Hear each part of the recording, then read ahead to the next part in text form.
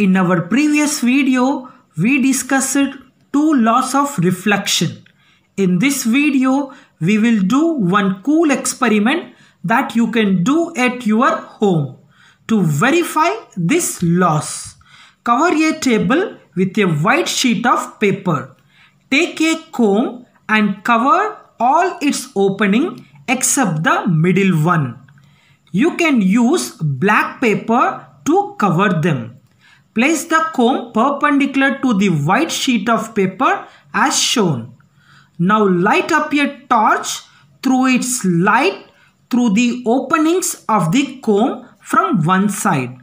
Adjust the torch in such a way that you should be able to see the light on the white sheet of the paper.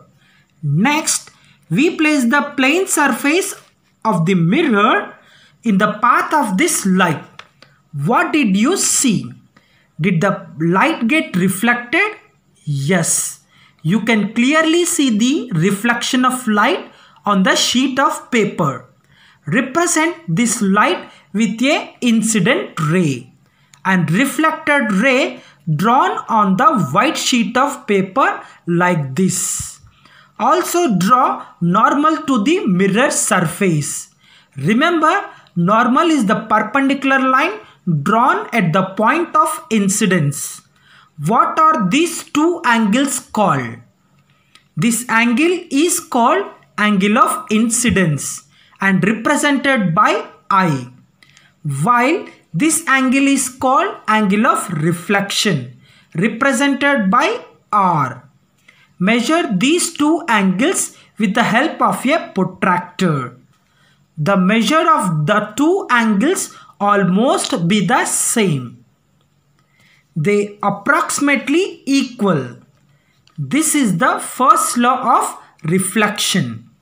So with this experiment, you can verify this law.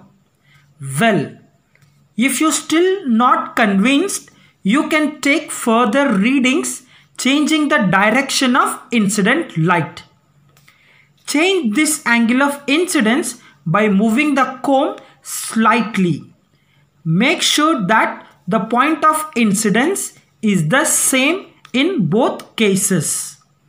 That is, this point here is same as it was previously. But notice that this time the angle of incidence is greater than the previous one. So by the first law of reflection of light, the angle of reflection should also be greater, and that is the case indeed. Measure both the angles and again you will find that they are approximately equal. Take two more readings to complete the table. Do you notice anything strange here? The first law tells us that angle of incidence is equals to angle of reflection and not approximately equal. Why I am using the word approximately? Well, there are chances of errors that may come about during measurements of things.